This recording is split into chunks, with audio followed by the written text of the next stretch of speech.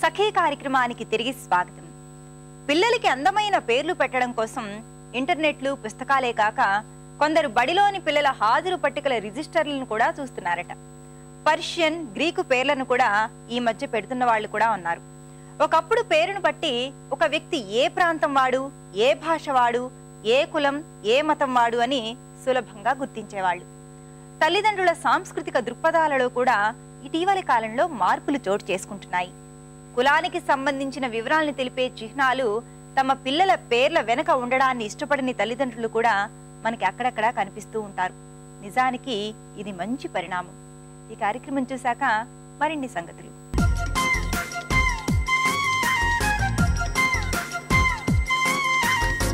నమస్కారం. చూడండి చేయండి కార్యక్రమానికి స్వాగతం. ఇవాల్టి మన చూడండి చేయండిలో మనకి క్యాండిల్ మేకింగ్ నేర్పిస్తా అంటున్నారు శిరీష రెడ్డి గారు. మరి ఆవిడని అడిగి క్యాండిల్ మేకింగ్ ఎలాగో తెలుసుకుందాం. నమస్కారం శిరీష గారు. నమస్కారం అప్పన్న గారు. శిరీష రెడ్డి గారు, మా క్యాండిల్ తయారు చేసుకోవడం ఎలాగో చూపిస్తా అన్నారు. అవునండి. దీనికి కావాల్సిన వస్తువులు ఏంటి అసలు? Stove, lighter, paint brush, scissor, colours, wax thread, coconut oil, moulds, water, wax, aluminium గిన్నె ఒకటి కావాలి, గ్లిటర్ కావాలి. క్యాండిల్ మేకింగ్ కి కావాల్సిన వస్తువులు అంటే తెలుసుకున్నాం కదా. ఇప్పుడు అది ఎలా తయారు చేసుకోవాలో శిరీష గారిని అడిగి తెలుసుకుందాం. సో శిరీష రెడ్డి గారు చెప్పండి, ఇప్పుడు ఇది ఎలా స్టార్ట్ చేయాలి? ఫస్ట్ ఈ మౌల్ తీసుకోవాలండి. ఓకే. ఆయిల్ అప్లై చేయాలి. మెటీరియల్ ఏంటండి? ఇది అల్యూమినియం మెటీరియల్ వస్తుందండి. మనకి ఎక్కడ దొరుకుతుంది ఇది? ఇవైతే మేము స్పెషల్ గా తయారు చేయిస్తున్నాము, ఎందుకంటే రెగ్యులర్ వేక్ వేరు ఉంటుంది. సో మనకు బయట సేల్ కంటే ఫినిషింగ్ నీట్ గా ఉండాలి కాబట్టి ఇవి ఇంకా రాలేదు. చైనా పీసెస్ అని బయట దొరుకుతున్నాయి. సో మేము తయారు చేయించి, మాకు ఇన్స్టిట్యూట్ ఉంది కాబట్టి మేము మా దగ్గర స్పెషల్ గా తీసుకోవచ్చు. ఓకే. సో మీరు ఇవన్నీ క్లాసెస్ పెట్టి నేర్పిస్తూ ఉంటారా? అవునండి. ఇలా ఫస్ట్ కోకోనట్ ఆయిల్ కానీ ఏ ఆయిల్ అయినా పర్వాలేదు, ఇలా అప్లై చేసుకోవాలి. అంటే మనకి ఈజీగా మౌల్డ్ ఓపెన్ అవ్వడానికి ఫ్లెక్సిబిలిటీగా ఉంటుంది. ఓకే. దీనికి కూడా ఇలా అప్లై చేసుకోవాలి కొంచెం ఎండ్ వరకు. ఓకే.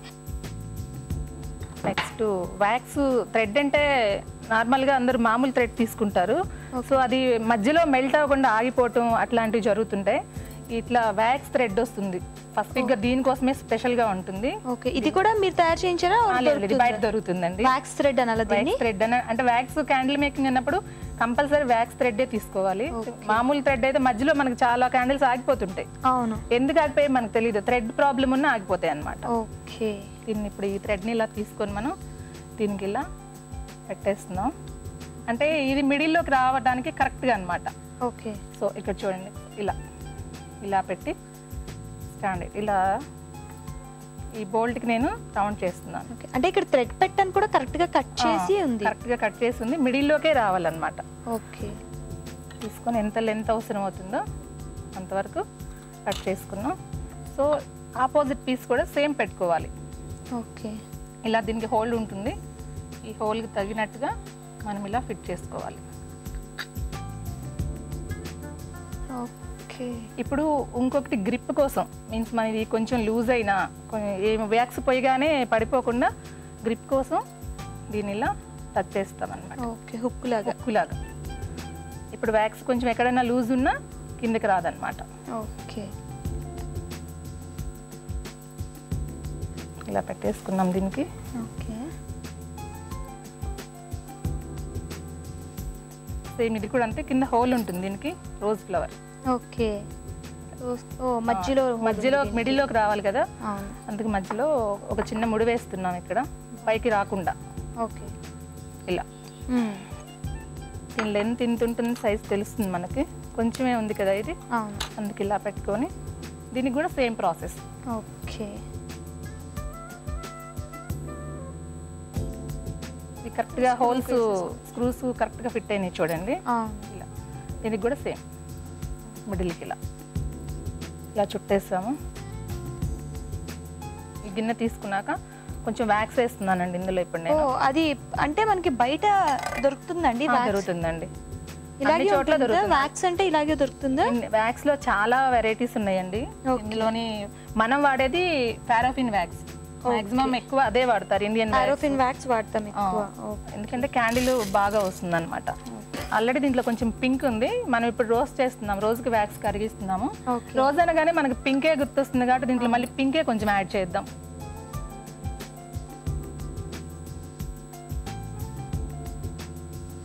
ఇప్పుడు స్టవ్ వెలిగిస్తున్నామండి.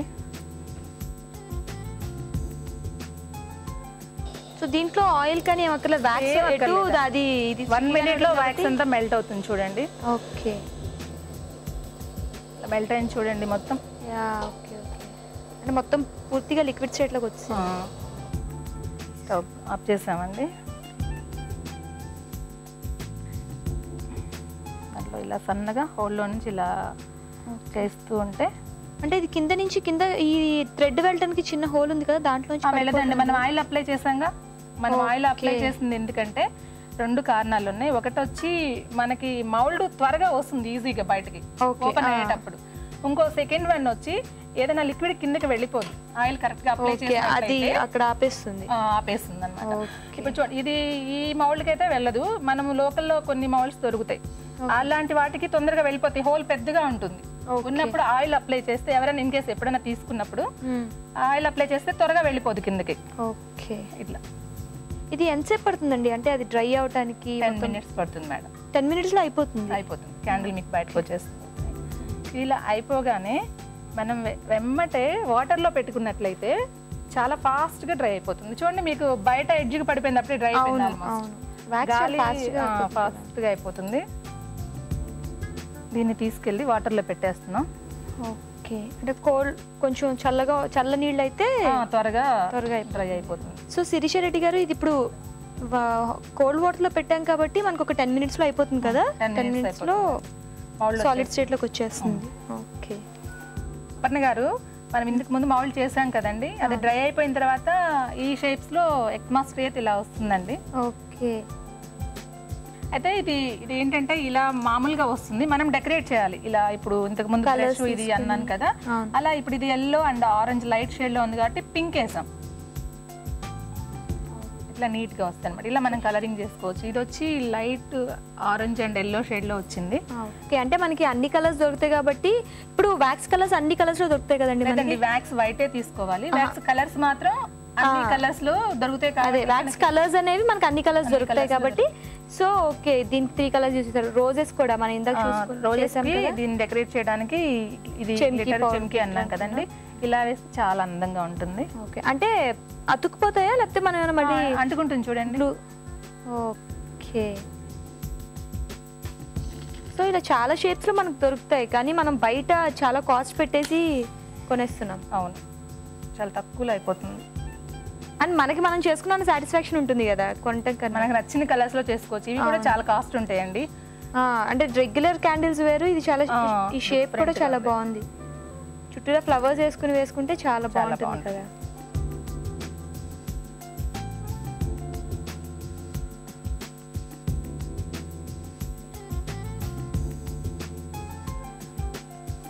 సో మనకి చాలా మౌల్డ్స్ లో దొరుకుతాయి కాబట్టి కంపల్సరీ ట్రై చేయొచ్చు. అండ్ బయట కొనే దాంతో కంపేర్ చేసుకుంటే చాలా తక్కువ కాస్ట్కి అండ్ మనం చేసుకున్న సాటిస్ఫాక్షన్ కూడా ఉంటుంది మనకి.